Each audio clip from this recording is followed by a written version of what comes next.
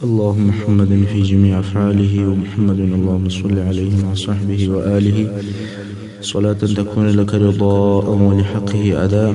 أما بعد، رسول صلى الله عليه وسلم د سیرت درودیرشمه برخه په تیره برخه کې مو د هجرت بیان تر هغه ځای پورې رسولی و چې د کافر قریشو کم ځوانان چې ول راغلل د رسول صلی الله علیه وسلم پر سرای باندې شاوخوا پیره یې ودرول، او دا ځوانانو د اداره کولو دپاره 12 نفره یا 11 نفره د قریشو مشران وو چې هغو د دوی تنظیمول او اداره کول.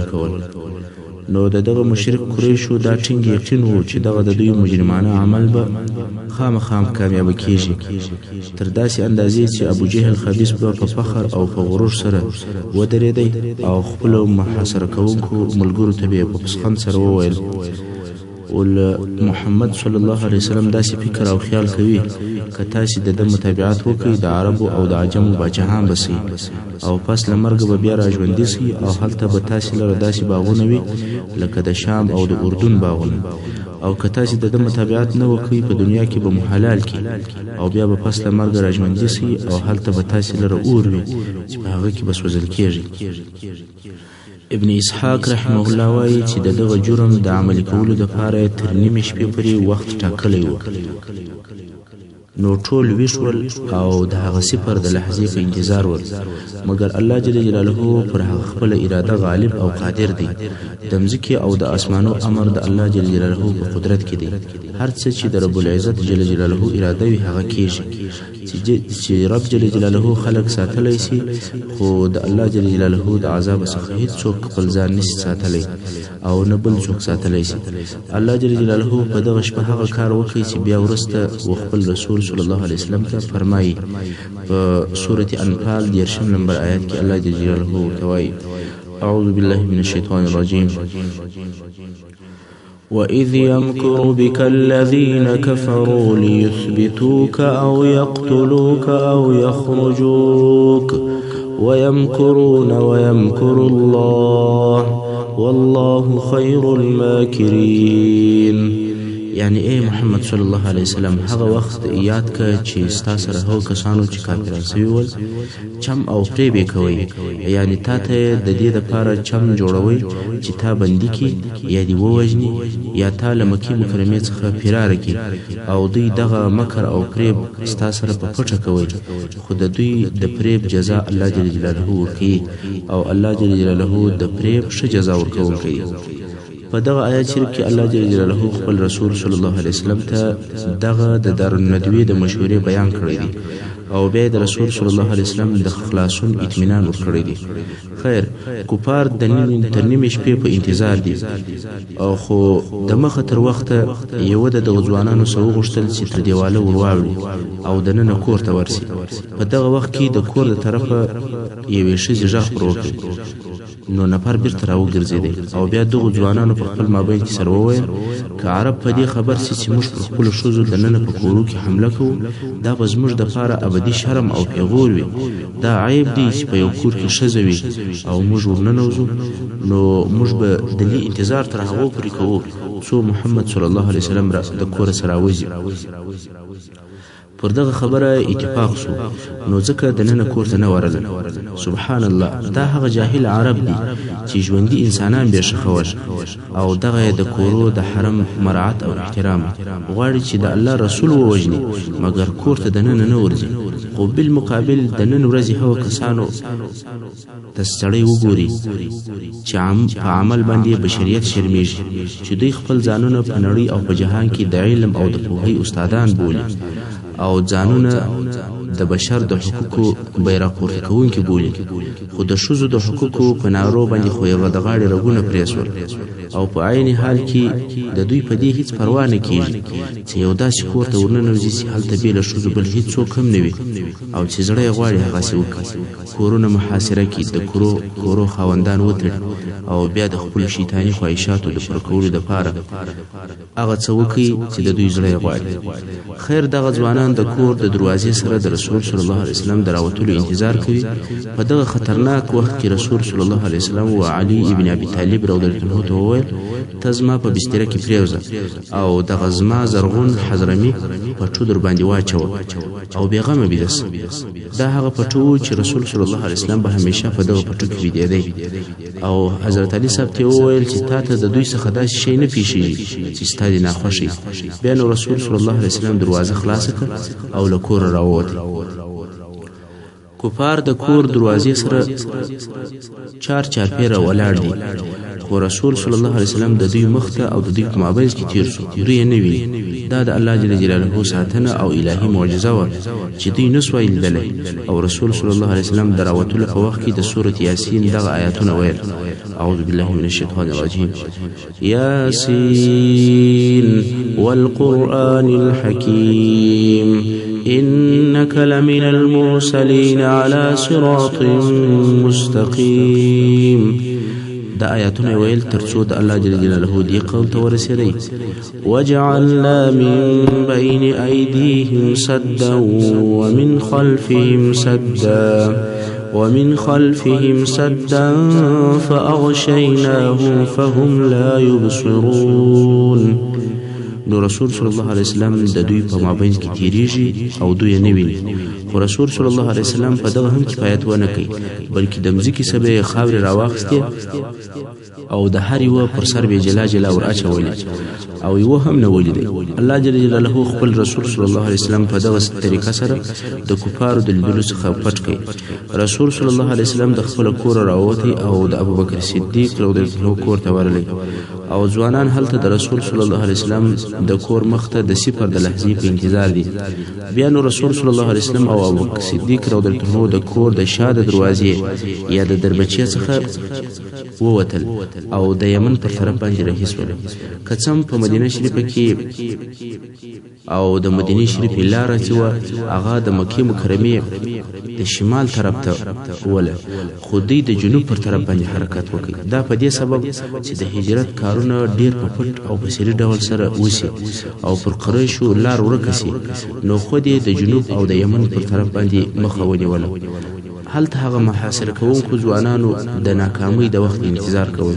شپه ډیره تیره سوله. د ځوانانو پر چهرو قرار د ناامیدۍ او د ناکامۍ علامې ښکاره کیږي. په دغه وخت کې یو سړی راغلی چې د دوی د ملګرو څه نه و او ویې لیدل چې ځوانان د رسول صلی الله علیه وسلم د کور د دروازې سره ولاړ دي. سړی پوښتنه وکړه چې د چی شي انتظار کوي. ځوانان وویل د محمد صلی الله علیه وسلم د راوتلو. سړی وویل خراب او برباد سي په والله هغه ستاسې مخ ته تیر شو او ستاسې پر سرو یې خاورې هم در واچولې او په خپل کار پسې ولاړئ. دوی وویل په والله موږ نه لیدلی او د خپلو سرو د پاکولو باندې شروع شول چې خاورې د خپلو سرو څخه ایسته کولې.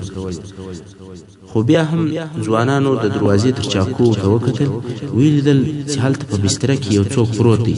ول والله دا محمد دی صلی الله علیه وسلم چې بیده دی او نور هم انتظار ورته کوي. د دې امکان و چې دغه ځوانان د دغه بسترې پر نفر حمله وکړي ځکه د دوی دا یقین و چې دا محمد صلی الله علیه وسلم دی. حال دا چې په دغه بستره کې حضرت علي رضی الله عنه پروت و او هغه خپل ځان د رسول صلی الله علیه وسلم لپاره فدایي کړی و ځکه په دغه بستره کې بېدېدل لوی خطر دی او دا کار یو لوی قرباني او فداکاري ده. نو خود علي رضی الله عنه ته په اسلام کې اول فدایي ویل کیږي ځکه چې د رسول صلی الله علیه وسلم په عوض او په بدل کې خپل ځان مرګ ته سپارلی. دی د هغه چا په بستره کې پروت و چې د هغه د وژلو حکم د قریشو ظالمو مشرانو او مشرک پارلمان صادر کړی دی. په دغه بستره کې پرېوتل لویه فداکاري او قرباني ده. څه وخت چې تیر شو ځوانانو نور صبر نه سوی کولی نو دروازه یې وټکول. اخر یې په زور دروازه خلاصه کړه. دننه ورغل. علي رضی الله عنه مخ رالڅ کړي. ځوانان په حیرت کې پاتې شول چې دا خو رسول صلی الله علیه وسلم نه دی. نو یې د علي رضی الله عنه څخه د رسول صلی الله علیه وسلم پوښتنه وکړه. هغه وویل زه نه یم په خبر دلته نسته. ځوانانو کور وپلټئ او رسول صلی الله علیه وسلم یې نه کړي پیدا. نو په مکه مکرمه کې ډیر ژر خبر نشر شو چې محمد صلی الله علیه وسلم هجرت کړی. اوس به دا بیان درته وشي چې د کوره سره تر غار ثور پورې څنګه رسول صلی الله علیه وسلم لاړ. نو د بیاست په 14 کال چې د سفر د میاشتې 28 تاریخ چې د 1422 عیسوي کال د سپتمبر د میاشتې د 12 یا 13 تاریخ سره برابرېږي. رسول صلی الله علیه و سلم د شپې له خپل کور راووتی او د خپل وفادار ملګری ابوبکر صدیق رضی الله عنه کور ته ورغی او در مخه تر دې چې سهار شي دوی دواړه د ابوبکر صدیق رضی الله عنه د کور د شاته دروازې څخه په تلوار سره ووتل. څنګه چې رسول صلی الله علیه وسلم پوهېدی چې قریش به د دوی په طلب او پیدا کولو کې ډیر کوښښونه وکړي او هغه لار چې تر هر څه د مخه به و هغه ته ډیر متوجه وي هغه د مدینې منورې عمومي لار ده چې د مکې مکرمې د شمال و طرف ته. نو رسول صلی الله علیه وسلم هغه لار پرېښوله او د هغه پر عکس د مکې مکرمې د جنوب پر طرف هغه لار باندې رهي شو چې د یمن و طرف ته تلل. ابوبکر صدیق رضی الله عنه یو مولا درلودی. مولا هغه مریی ته ویل کیږي چې د خپل مالک د طرفه آزاد شوی وي، یعنی په خوا یې مریی او اوس یې آزاد کړی. نو ابوبکر صدیق رضی الله عنه د خپل مولا ته چې عامر ابن فهیره نومیده هغه ته وویل چې په موږ پسې پسونه راوړي. رسول صلی الله علیه وسلم او ابوبکر صدیق رضی الله عنه رهیدي او تر شا پسونه په پسې دي. دا ولی دا د دې لپاره چې د دوی د قدمو آثار او علامې ورکې شي، دا سپل او نشانه نشي پاتې چې څوک وایي چې دلته نفر تللی دي. د هجرت کار ډیر پټ او په سری ډول سره ته رسیږي.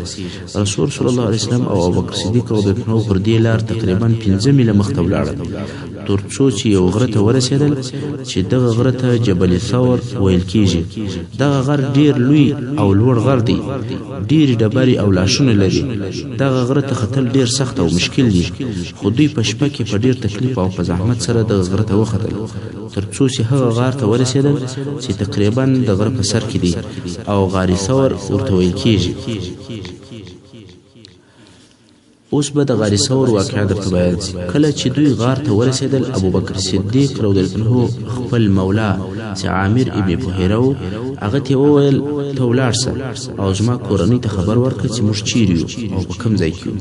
او بیا رسول صلی الله علیه وسلم ته وویل یا رسول الله والله ته به غار ته نه ننوځې ترڅو چې زه تر تا د مخه نه یم ورننوتلی، ځکه که په دغه غار کې یو چرونکی حیوان یا مار یا لړم وي نو تر تا د مخه به ماته تکلیف راکړي. نو اول ابوبکر صدیق رضی الله عنه غار ته ننوتی. غار ثور د غره غار دی. په غار کې وکتل هلته د غار په یو طرف کې نور کشنی کشنی غارونه هم وو.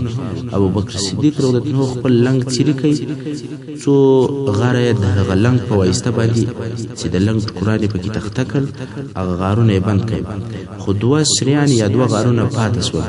د هغو په خوله کې خپل پښه کېښول. بیا رسول صلی الله علیه وسلم ته وویل اوس نو غار ته را داخل شه. رسول صلی الله علیه وسلم غار ته نور ننوتی. پس له څه وخته یې سر د ابوبکر صدیق رضی الله عنه پر زنګانه باندې کېښود او بیده شو. څه وخت چې تیر شو د غار څخه یو شی ابوبکر صدیق رضی الله عنه پر پښه باندې ووهي، خو ابوبکر صدیق رضی الله عنه د دې بیرې چې رسول صلی الله علیه وسلم براویښ شي هیڅ حرکت نه کوي، خو له درده تر سترګو اوښکې راتوی شوې چې هغه اوښکې د رسول صلی الله علیه وسلم پر مخ مبارک باندې ولوېدې. دا د صدیق اکبر رضی الله عنه صدق او اخلاص او دا د رسول صلی الله علیه وسلم پر ساتنه باندې حرص.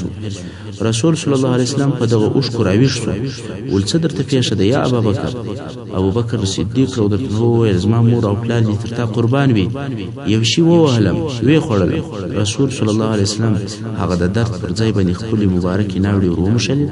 د ابوبکر صدیق رضی الله عنه د بدن څخه هغه درد ایسته شو او دوی دواړه په دغه غار کې 3 شپې پټ پاتې شول. د جمعې شپه، د شنبې شپه او د یک شنبې شپه. بیرته به اوس مکې مکرمې ته راسو. کله چې د قریشو دا یقین شو چې رسول صلی الله علیه وسلم د دوی د خبیثې نقشې په شپه د دوی د لاسه ووتی، نو تر ټولو د مخه د حضرت علی رضی الله عنه په وهلو شروع وکړ او کعبه شریف ته راوستي. د څه وخت لپاره په دې سبب بندي کوي چې ګوندې د رسول صلی الله علیه وسلم معلومات به ځین حاصل شي.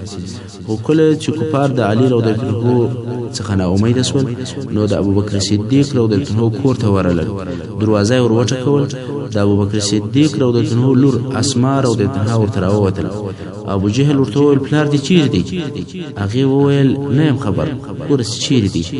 ابو جهل خبیث پوه شو چې هغه هم د محمد صلی الله علیه وسلم سره تللی دی. نو یو سخته چپلاخه یې ورسره کړه چې اسماء رضی الله د دې چپلاخې د زوره په مځکه ولوېدل او د غوږ والی یې ولوېدی. اسماء رضی الله ورته وویل وشرمېږه، د خلکو د وهلو نه یې ښځې وهې. ابو جهل هم په خپل ځان کې وشرمېدی چې ښځه وهي، نو خود د دې ځایه بېرته ناامیده ولاړ.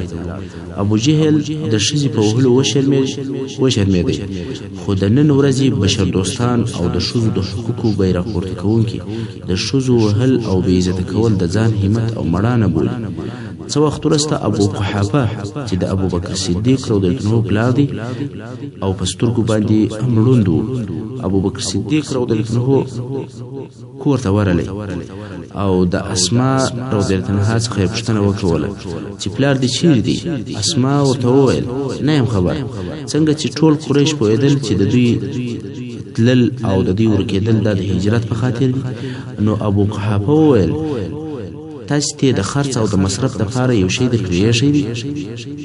اسماء وویل د دې دپاره چې خپل نیکه ته اطمینان ورکړي.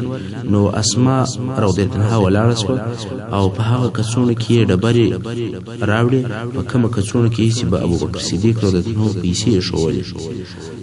هغه کڅوړه ابو قحافه ته ونیوله او ورته ویل دغه یې راپرېږي. ابو قحافه چې په سترګو ړوند او شی نه لیدی، پر کڅوړه یې لاس تېر کړی، خیال یې د زرو پر رالی چې دا لکسې زر دي او د هغه وخت پیسې هم زر وې. ول کې دا در پرې ایښي وي نو دا خو یې ډېر شی در پرې ایښی. حال دا چې ابوبکر صدیق رضی الله عنه په کور کې هېڅ هم نه ول پرې ایښي، خپل مال او ټوله دارایي چې 5 یا 6 زره درهمه وه هغه یې ټول د دې دپاره ورسره اخیستي ول چې د هجرت په لار کې د رسول صلی الله علیه وسلم ضرورت ورته پیدا نسی، او کې پیدا سو هغه وخت به ورته مصرفوم. ابوبکر صدیق رضی الله عنه ته رسول صلی الله علیه وسلم تر خپل اولاد د مخ او نږدې وو. ابوبکر صدیق رضی الله عنه هغه څوک دی چې بیا په ورسته کې په مدینه منوره کې چې رسول صلی الله علیه وسلم د مجاهدینو د مرستې لپاره د صحابه کرامو څخه د مرستې یا د کومک پر قسم مال وغوښتی، هر چا څه مال راوړی، خو ابوبکر صدیق رضی الله عنه خپل ټوله دارایي او خپل ټول مال هر څه چې درلودل هغه ټول راوړل او رسول صلی الله علیه وسلم ته کښېښول. څنګه چې رسول صلی الله علیه وسلم ته د ژوند او دارایي ور معلومه نو پوه شو چې د خپل ټول مال راوړی دی. نو پوښتنه ځینې وکوله چې د خپل اهل او کورنۍ دپاره دې څه پرې ایښي دي؟ ابوبکر صدیق رضی الله عنه وویل هو، هغو ته مې الله او رسول الله پرې ایښي. خیر اوس به خپل کیسې ته بیرته راشو. د قریشو دا یقین چې محمد صلی الله علیه وسلم او ابوبکر صدیق رضی الله عنه په هجرت تللي دي، نو جنون او لیونتوب ورته پیښ شو. سمدستي یو اضطراري غونډه یا جلسه جوړه کړه او په هغه کې دا فیصله وکوله چې ټول هغه کارونه به عملي کوو چې د دغو دوو نفرو د نیولو دپاره زموږ مرسته او کومک کوي. اول خو یې ټولې هغه لارې چې د مکې مکرمې څخه د باندې وتلې وې تر مسلح مراقبت او څارنې لاندې ونیولې. نورې ډلې هم جوړې کړې چې تر مکې مکرمې د باندې ووځي او شاوخوا په دوی پسې وګرځېږي. د قریشو مشرانو دا اعلان هم وکړي چې که چا محمد صلی الله علیه وسلم مړ یا ژوندی راوستی، هغه ته به 100 اوښان په انعام او په جایزه کې ورکول کېږي. 100 اوښه انعام په هغه وخت کې یو لوی سرمایه وه. نو ټولو خلکو د رسول صلی الله علیه وسلم په پلټنه او په پیدا کولو باندې شروع شول. پیاده او سپاره خلک پسې ګرځي او هر یو ډیر زیات کوشش کوي چې محمد صلی الله علیه وسلم پیدا کړي. په غرو او په شیلو کې ګرځي، خو د رسول صلی الله علیه وسلم او د هغه د ملګري هیڅ اثر نشته. د مکې مکرمې ځینې خلکو د جبل ثور په طرف پلټنه شروع کړه او هلته پسې ګرځي. هر ځای چې وکتل دوی نه کړ پیدا، خو د مشرکانو څخه یو نفر و هغه وویل دلته په دغه غر کې یو غار هم شته. پار د غار و طرف ته رهي شو، مګر د غار په شاوخوا هیڅ داسې علامه نشته چې دلته دې څوک راغلی وي. خو بیا هم کفار تر غاره پورې ورغلل او د غار په خوله کې ودرېدل. اوس نو دلته روایتونه مختلف دي. څوک وایي چې الله جل جلاله د غرونو په واسطه باندې د غرونو ځالګۍ د غار په خوله باندې واچول، او ځینې روایتونه بیا وایي چې د غار په خوله کې کوتره وه چې هګۍ اچولې وې او پر خپل هګیو پرته و چې دغه دواړه پر دې باندې دلالت کوي کده غنې ټال دي او کده د کوترې هګۍ دي چې دلته څوک نشته او نه څوک راغلي دي خو دغه روایتونه ضعیف دي صحیح روایت هغه دی چې صحیح بخاری کې امام بخاری را نقل کړی دی نو دغه کفار د غار تر خولې پورې رالل او د غار په خوله کې ولاړ دي غار هم لوی او اوږد غار نه دی که یو د دغه کفارو سره دننه غار ته صحیح وګوري نو دوی لیدلی سوی که څه هم د غټې د غڼو زالګۍ هم موجود وي خو بیا هم دوی لیدلی سوی خو واقعي شی هغه دی چې دوی دا کفار د غار تر خولې پورې راغلي دي چې محمد صلی الله علیه وسلم پیدا کی او 100 اوښه جایزه او انعام واخی او اوس د غار په خوله کې ولاړ دي او خبرې سر کوي مګر یو هم ځان ته دونه تکلیف نه ورکوي چې یو وار دننه وغار ته وګوري په بخاری شریف کې حدیث دی چې ابو بکر صدیق رضی الله عنه وايي زه رسول صلی الله علیه وسلم سره په غار کې وم چې سر مې راپورته کړی د کفارو پښې مې ولیدلې ما ویل یا رسول الله که یو دغه قوم څخه کښته وګوري نو ویني مو یعنی موږ دونه ښکارا یو کدی لږ ټیټ وګوري نو موږ لیدلی مګر رسول صلی الله علیه وسلم په هغه اعتماد او په باور باندې وو چې پر خپل رب جل جلاله یې کم اعتماد او توکل او راته ویل یا ابا بکر ته څه ګمان کوي پر هغه دوه کسانو باندې چې درې مې الله دی دا د رسول صلی الله علیه وسلم پر الله باندې اعتماد او توکل او دا هم د ابوبکر صدیق رضی الله عنه فضیلت دی چې الله جل جلاله په قران مجید کې د صاحب په نامه سره ذکر کړی دی د هیڅ چا په وسنه د پر چې د ابوبکر صدیق رضی الله عنه د فضیلت څخه انکار وکړي ځکه په قران مجید کې د ابوبکر صدیق رضی الله عنه فضیلت ذکر شوی دی چې دغه د غار واقعیا ذکر کړی دی په سوره توبه 30 نمبر آیت کې الله جل جلاله فرمایي إذ هما في الغار إذ يقول لصاحبه لا تحزن إن الله معنا یعنی کله چې دوی دواړه په غار کې ول کله چې محمد صلی الله علیه وسلم خپل ملګری او صاحب ته وویل ته مغمجن کېږه بېشکه چې الله زموږ سره دی او دا هم د امت په اجماع سره ثابته ده چې په دغه سفر کې د رسول صلی الله علیه وسلم ملګری ابوبکر صدیق رضی الله عنه دا د ابوبکر صدیق رضی الله عنه د فضیلت ثبوت او اثبات دی چې الله جل جلاله د رسول صلی الله علیه وسلم صاحب او ملګری وبلې او الله جل جلاله وفرمایل زه د دوی دواړو سره یم اوس نو کفار د غار تر خولې پورې ورغلل او هلته ولاړ دي خبرې کوي خو دوی یې ونه لیدل او بیرته راوګرځېدل دا هم الهي معجزه ده چې په دغه غار کې د رسول صلی الله علیه وسلم سره ښکاره شوه ځکه کفار د غار تر خولې ورغلل او په هغو خلکو پسې ګرځي چې په دغه غار کې دي خو بیا هم دوی یې نه ولیدل الله جل جلاله دوی د دې کار څخه منع کړ د دوی زړونه د دې سره وګرځول چې د غار په خولې ته او ودننه ته وګوري کفار 3 ورځې پر لپسې پر رسول صلی الله علیه وسلم سي وګرځیدل هر ځای طلب او پلټنه وکول خو هیڅ شی په لاس نه ورغی نه معلومات ورته وشو نه یو علامه او نه دوی پیدا کړ نو قریش بس په خپل طلب کې بیا هم سرګردانه او ستړي ستومانه په دغه ورځو کې چې رسول صلی الله علیه وسلم او ملګری هلته په غار کې د ابوبکر صدیق رضی الله عنه زوی چې عبد الله نومیږي د ورځې په مکه مکرمه کې ګرځي د قریشو معلومات ټولوي او د شپې بیا پټ غارسه ورته ورسي او هغه د قریشو حالات رسول صلی الله علیه وسلم ته بیانوي چې نن داسې پیښه شوه او نن داسې پیښه شوه د ابوبکر صدیق رضی الله عنه لور اسماء رضی الله عنها هغه به هم په شپه کې د سبا ورځې د پاره به خواړه ورته راوړل او دوی ته بکښې شو دغه لوړ غر دغه لیری او ډبرینه لار سره د دې چې نن ورځ تر یو اندازې استاسوي هم ده خو بیا هم یو قوي ځوان د ورځې په روښنايي کې بې له تکلیف او ستړیا نشي ورختلی خو اسماء رضی الله عنها ښځه ده او په عین وخت کې حامله هم ده په نس کې کښنی دي د شپې په تاریکه کې د کفارو په پټه دغه لوړ غره ته خیږي او دوی ته خواړه ورسوي او بیا بیرته خپل کور ته راځي دا هم همت او جرأت او فداکاري ده مسلمان نشي دغه سی چې د الله جل جلاله او د رسول صلی الله علیه وسلم په لار کې حتی د دین او د مسلمانۍ په لار کې هیڅ تکلیف نه بولي د اسماء رضی الله عنها ده او دغه مرسته ده چې د هجرت په وخت کې د رسول صلی الله علیه وسلم سره کول. همدارنګه عامر ابن فهیره حاضر ابو بکر صدیق رضی الله عنه مولا به بیا پر دغه لار باندې پسونه بیولل او بیا به بیرته راوستل چې د عبد الله او د اسماء رضی الله عنهما پلونه او د پښو علامې ورکې او څوک په دې نسی پوه چې پر دغه لار باندې څوک تللی دی یا راغلی او د دغه پسو او د میرو څخه به رسول صلی الله علیه وسلم او ابوبکر صدیق ته شیدې هم ورکولې. حضرت ابوبکر صدیق رضی الله عنه پوره ترتیبات نیولي ول، د خوړلو دپاره مقرر نفر، د اخبار رسولو دپاره مقرر نفر، د آثارو او علامو ورکولو دپاره مقرر نفر، ټولې وظیفې ویشل سوي وې. که څه هم د دغه د هجرت دپاره سامان او وسایل ساده او بسیط وو، خو بیا هم د هغه وخت او د زمانې د حال سره برابر او مطابق ټول کارونه په یو صحیح نقشه سره جوړ سوي وو. اوس نو په غار کې 3 ورځې پوره دوی تیرې کړې.